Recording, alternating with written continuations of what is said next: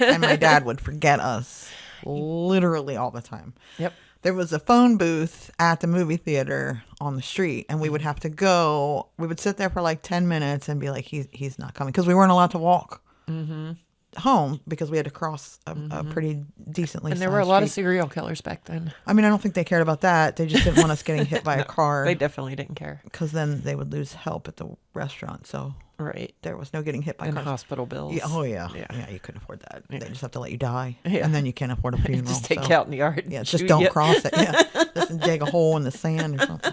Like the seagulls You're eat you. lame. It's time to put you down. So we would have to call collect. And so I put this in here as discussion.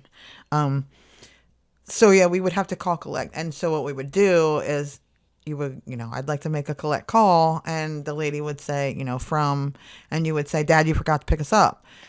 And then when it would call the house, and they would say, will you accept a collect call from Dad, you forgot to pick us up?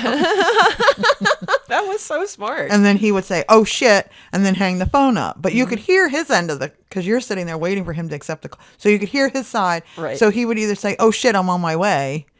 And then everybody would hang up, and then there was no collect call made. Right. Because he didn't accept the charges. Because you had to actually say, yes, I accept it. You're